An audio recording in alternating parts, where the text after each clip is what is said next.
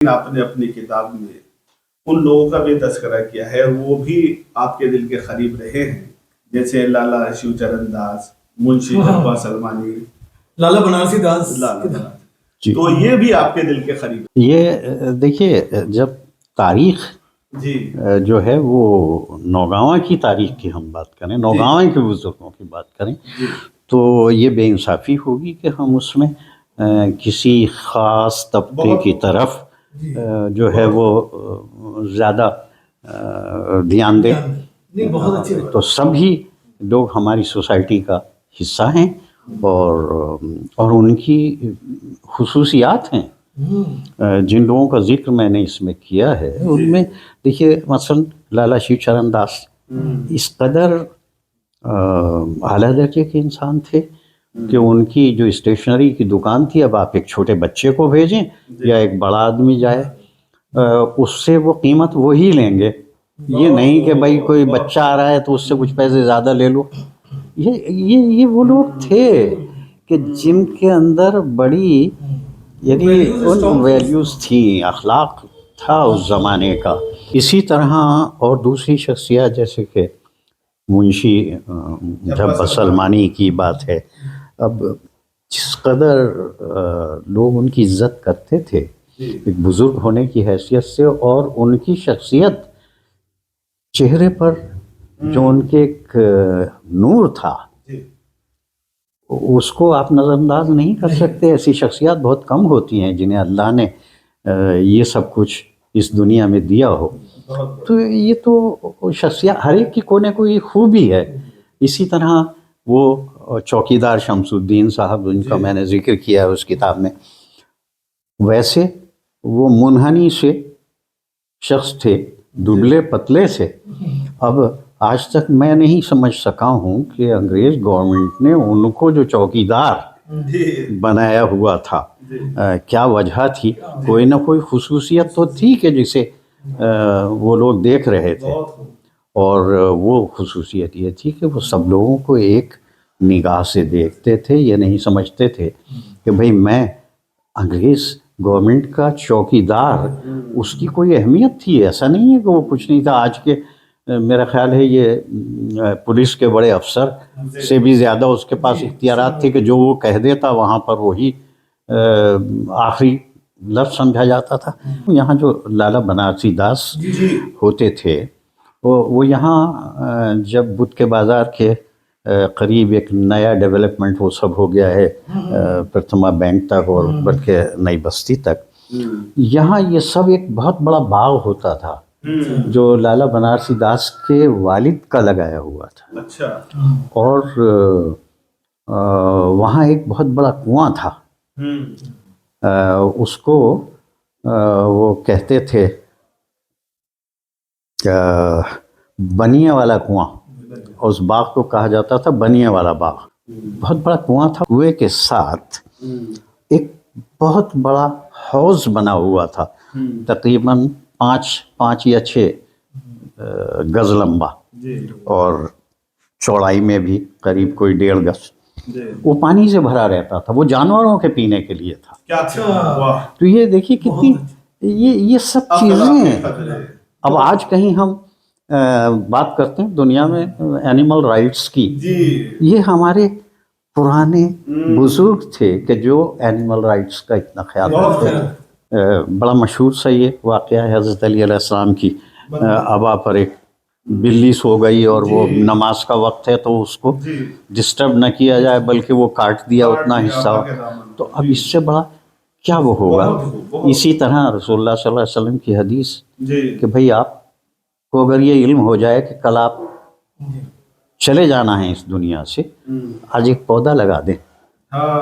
یہ پلانٹس کے حقوق، تو یہ تمام چیزیں جو اسلام نے ہمیں تعلیم دی، ہم تو انہیں بھولتے چلے جا رہے ہیں، جبکہ ہمیں نہ صرف ان کو فالو کرنا چاہیے بلکہ دنیا کو بتانا چاہیے کہ یہ سب چیزیں تو ہمارے۔ آپ کا اسکولنگ کے حوالے سے بتائیے، آپ کا سلسلہ کن کن درسگاہوں سے رہا، اور کوئی ایسا انسیڈنٹ کہ جو آپ کے مائنڈ میں فریش ہو کہ اس نے یا ٹرننگ پوائنٹ ہو کوئی کہ جو آپ کو متاثر کیا ہو؟ دیکھیے، میں کچھ دن جی مدرسہ عالیہ جعفریہ میں پڑھا، جی جی جو چہار دیواری کہلاتی ہے، وہاں ہوتا تھا اسکول. ڈیل کا تھا. جی، اور وہاں ہمارے استاد تھے بجلی احمد صاحب مرحوم، اور ان کے بیٹے تھے اور وہ لوگ.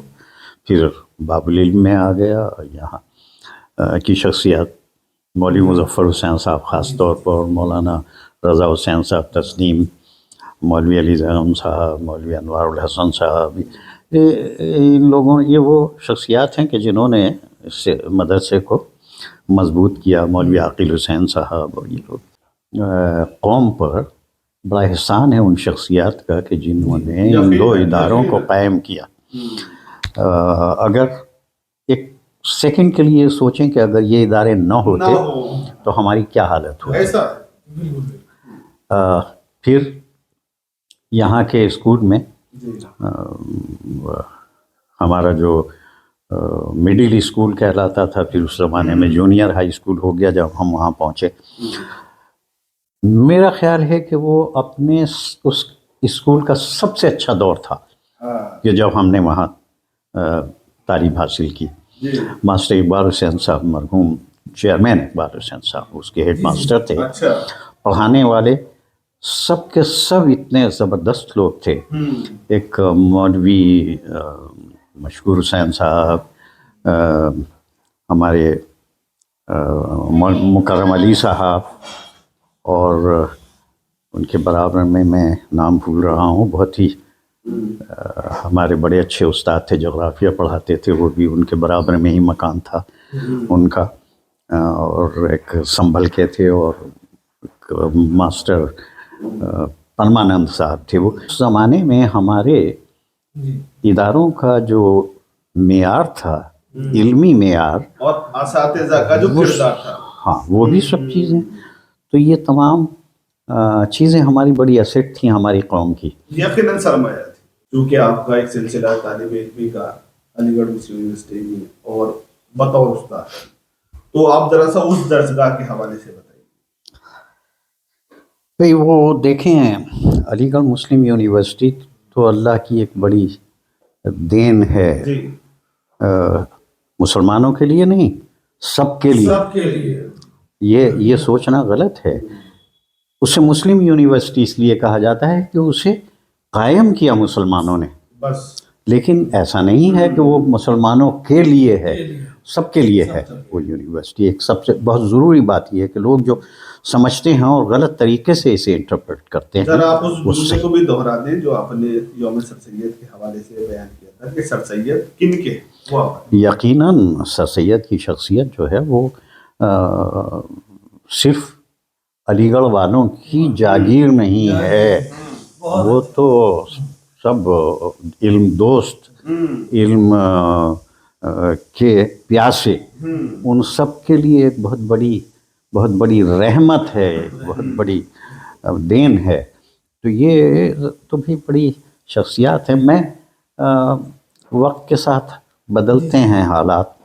میں جب پڑھتا تھا وہاں، ویسے اس یونیورسٹی سے میرا تو خیر بہت پرانا تعلق ہے. میرے ابا میاں وہاں پڑھنے کے لیے جس زمانے میں گئے تھے تو وہ اسکول یعنی ابتدائی کلاسز تھیں، یونیورسٹی اور کالج وغیرہ بھی نہیں بنا تھا. وہ تو ابتدائی کلاسوں میں یعنی تیسری چوتھی پانچویں ان کلاسوں میں پڑھنے کے لیے گئے تھے جہاں چند لوگ آئے کرتے تھے. نہیں وہ سب کچھ نہیں تھا وہاں. ایک جو آج کل centre for Asian west Asian studies ہے، اس کو ظہور وارڈ کہتے ہیں، وہ بچوں کا ہاسٹل ہوتا تھا، اس میں رہتے تھے وہ. یہ تو بہت پرانی بات ہے. تو دیکھیں اس یونیورسٹی میں جب میں پڑھتا تھا تو لڑکیاں ایک طرف بیٹھتی تھیں، لڑکے ایک طرف بیٹھتے تھے، بیچ میں ایک پردہ ہوتا تھا موویبل. اچھا.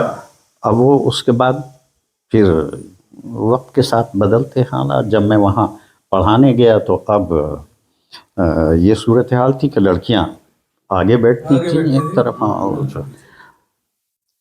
وقت کے ساتھ یہ ساری چیزیں جو ہیں بدلتی ہیں اور تہذیب اسی طرح سے اس کی. اچھا پروفیسر صاحب، میں یہ پوچھنا چاہوں گا کہ آپ کیسا فیل کرتے ہیں کہ ایک انڈیا کے اور یوپی کے چھوٹے سے گاؤں سے اور میکریری یونیورسٹی جسے ہارورڈ بھی کہا جا سکتا ہے اگر افریقہ کا بہت سے لوگ کہتے ہیں، تو اس تک کا سفر آپ نے کیا، تو یہ کیا ایکسپیرینس اس کے پیچھے اور آپ کے کیا کچھ اس میں یعنی آپ یہ سمجھیں کہ یہاں سے باہر جانے کے کیا محرکات تھے، اور مکیریرے یونیورسٹی جو گینٹا میں آپ تقریباً 30 سال ڈائریکٹر کی حیثیت، جی اور 25 سال یعنی 5 سال کا اضافہ کیا گیا اس میں اسرائیل کے ساتھ، کہ آپ 30 سال آپ نے بحیثیت ڈائریکٹر خدمات انجام دی ہے، تو یہ ایک بہت بڑا تعارف ہے، اس تجربے کو آپ بتائیے۔ دیکھیے وہ یونیورسٹی وہاں کی نیشنل یونیورسٹی ہے کہ جہاں میں گیا، مکیریری یونیورسٹی، اور وہ دور کے جس زمانے میں گیا وہ وہاں کی جتنی آسامیاں ہوتی تھیں، جتنی ویکنسیز ہوتی تھیں، وہ پورے کامن ویلتھ کنٹریز میں ایڈورٹائز کی جاتی تھیں۔ اچھا، 57 ملک ہیں، وہ وہاں ایڈورٹائز کی جاتی تھیں، تو یہاں بھی وہ ایڈورٹائز ہوئی۔ میں نے ان کو اپنا بایو ڈیٹا بھیجا، اور میرا وہ تھرو آؤٹ فرسٹ کلاس کے وہ تھے کریڈینشلز، تو بس میری اپلیکیشن لیٹ پہنچی تھی، اس کی ڈیٹ نکل چکی تھی، میں نے ان کو ایسے ہی خط لکھا کہ بھائی یہ میرے کریڈینشلز ہیں، یہ میری تعلیمی استطاعت ہے اور یہ میرا تجربہ ہے، اگر آپ لیٹ اپلیکیشن میری ایکسیپٹ کرنے کے لیے تیار ہیں تو میں سبمٹ کروں۔ اچھا، فوراً ان کا جواب آیا کہ آپ بھیجیے، اور میں نے بھیجی، اور اس کے بعد غالباً 70-71 کی بات۔ جی، تو یہ میں وہاں چلا گیا۔ افریقہ میں جب آپ پہنچے اور وہاں پہنچنے کے بعد وہ جو دور تھا وہ صدر عیدی امین کا تھا، جی، تو ان کے بارے میں، صدر عیدی امین کے بارے میں کچھ ایسی باتیں مشہور ہیں کہ وہ مطلب کچا گوشت کھاتے تھے اور پتلی کیا کیا، تو وہ ذرا سا آپ مجھے بتائیے۔ میرے خیال میں وہ اس میں دیکھیں، اس میں ہوا یہ ہے کہ جو دور ہوتا ہے جی، کسی بھی حکومت کا، اس زمانے میں جو کچھ لکھا جاتا ہے وہ اس حکومت کی مدثرہ میں ہوتا ہے، اور جب وہ چلی جاتی ہے پھر جو کچھ لکھا جاتا ہے وہ اس کا بالکل الٹا ہوتا ہے۔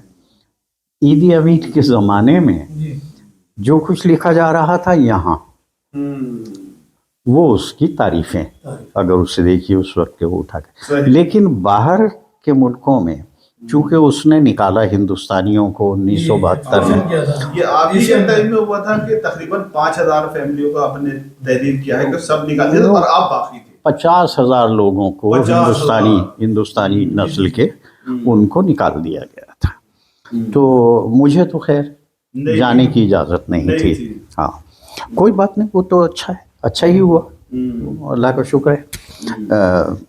بڑا اعزاز، ہمیں کوئی سیاست سے کوئی تعلق نہیں تھا، تو ہمیں کیا، وہ بھی ایک عجیب دور تھا۔ اب انہوں نے ہندوستانیوں کو نکالا تو ظاہر ہے کہ بھائی اب ہندوستان تو اس کی، اور ہندوستانی جو نکالے گئے وہ تو جس نے نکالا اس کی مخالفت میں ہی ہر بات کہیں گے۔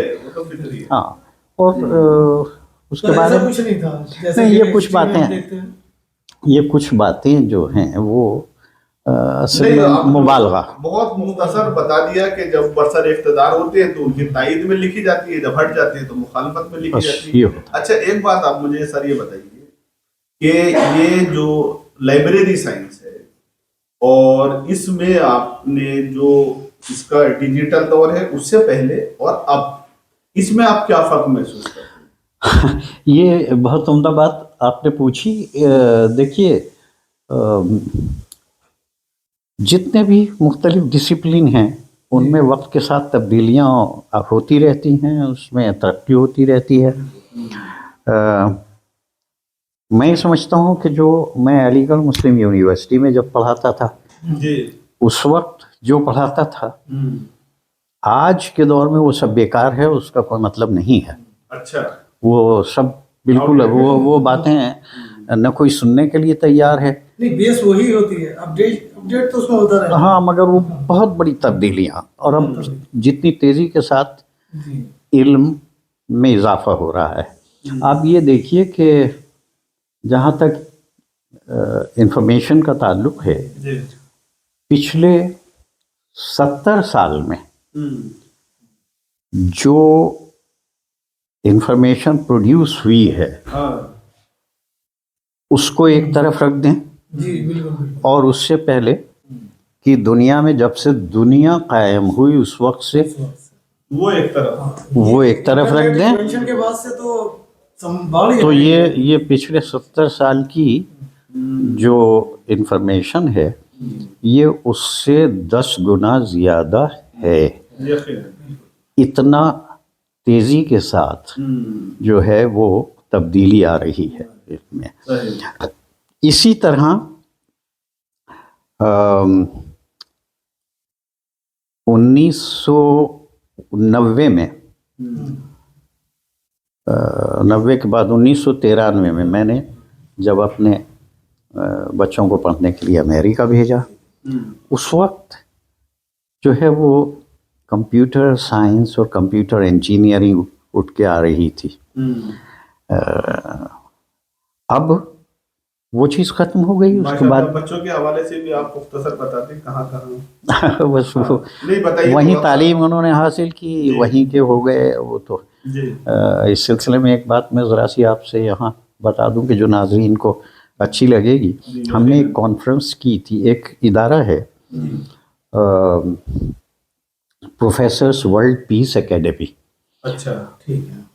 तो वहाँ के युगांडा चैप्टर में मैं उसकी एग्जीक्यूटिव कमेटी पर था, और 1998 में हमने एक बड़ी कॉन्फ्रेंस की थी, इंटरनेशनल कॉन्फ्रेंस।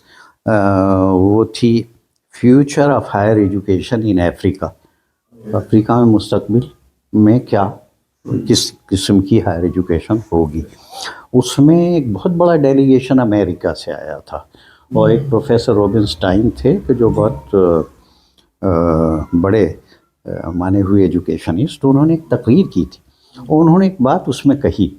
उन्होंने कहा कि हम, यानी अमेरिका, उन्होंने कहा कि हम दुनिया में सबसे आगे रहेंगे, सबसे ज़्यादा मजबूत रहेंगे, और कोई हमें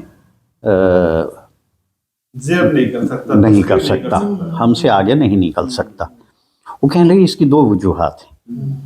पहली वजह ये है कि हम दुनिया के बेहतरीन दिमागों को अट्रैक्ट करते हैं, अपने यहाँ बुला लेते हैं।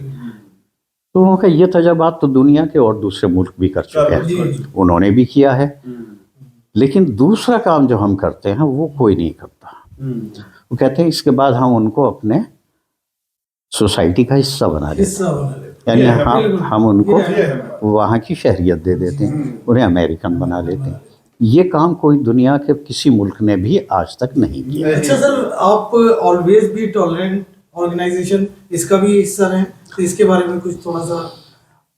वो साहब बड़ा अच्छा ऑर्गेनाइजेशन है कि जो इसकी कोशिश करता है कि लोगों में जज्बा हो कि वो बर्दाश्त का एक जज्बा हो।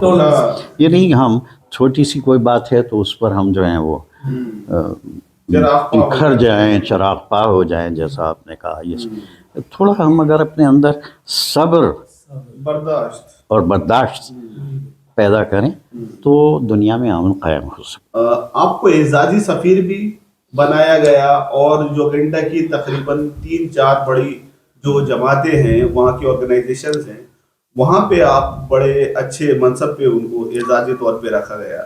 तो वो तमाम तफसीलात हमारे नाजरीन को, हालांकि आप इससे इज्तनाब करते हैं, लेकिन इस वक्त हमारा इसरार है कि ये थोड़ा सा तारुफ, ताकि पता लगे कि नौगावा सादात की एक शख्सियत और ये आपने इल्मी कमालात। ये एक ऑर्गेनाइजेशन है, international inter religious organisation for world peace. जी। तो ये उन्होंने 2003 में मुझे जो है वो सफ़ीर अमन बनाया, एम्बेसडर ऑफ पीस। युगांडा में बहुत से ऑर्गेनाइजेशन से मेरा ताल्लुक़ रहा। वहाँ की एक बड़ी मजबूत इंडियन एसोसिएशन یوگینڈا ہے. سارے ہندوستانی جو ہیں وہاں ان کی ایسوسیشن ہے, اس کا میں چیئرمین رہا, پھر اس کا ٹرسٹی رہا. ایک دوسری آرگنائزیشن ہے سوشل سروس لیگ, اس کی بورڈ آف ٹرسٹیز کا میں چیئرمین رہا. دوسری وہ یوتھ لیگ ہے, اس کا ٹرسٹی رہا. اس کے علاوہ وہاں council for library training in East Africa ہے, اس کا میں سیکریٹری زمانے تک رہا. ابھی جب آپ سے ملاقات کے لیے گئے تھے تو کچھ کتابچے وہاں پہ تھے, وہ بھی آپ نے بتایا تھا. ہاں, اس میں ایک یونیورسٹی ہے کمپالا یونیورسٹی, میں بہت بڑی یونیورسٹی ہے, اس کے 6 کیمپس ہیں مختلف جگہوں پر, اور دوسرے بہت سے ملکوں کے لوگ وہاں پڑھتے ہیں. کوئی 15-20 ہزار اسٹوڈنٹس کی ہاں وہ ہے. اس کی کونسل کا میں چیئرمین ہوں, اور یہ کونسل جو ہے وہ سب سے بڑی ہوتی ہے, یعنی وائس چانسلر بھی اس سے نیچے ہوتا ہے. اس کے علاوہ کینیا میں یونیورسٹی ہے, ایسٹ افریقن یونیورسٹی, بلکہ ابھی ان کا 10 یا 11 دسمبر کو ان کی گریجویشن سیریمنی ہے, جسے ہم یہاں کانوکیشن کہتے ہیں. تو ابھی ان کا میسج آیا تھا کہ بھائی ہم آپ کا ٹکٹ بھیج رہے ہیں اس وقت, تو وہ اس کا چیئرمین ہوں میں. المصطفیٰ یونیورسٹی کالج ہے, جب سے وہ قائم ہوا ہے اس وقت سے میں اس کی مینجمنٹ کونسل کا چیئرمین ہوں, بلکہ اس ادارے کو اب ڈگریز ایوارڈ کرنے کی بھی وہ مل گئی ہے پرمیشن, تو ماشاءاللہ وہ ترقی کے راستے پر ہیں. تو یہ آپ کا ایک اتنا بڑا تعارف ہے کہ غالباً ناظرین کے لیے ایک الگ انٹرویو بن جائے گا, اور یہ ہمارے لیے اعزاز اور سعادت کی بات ہے.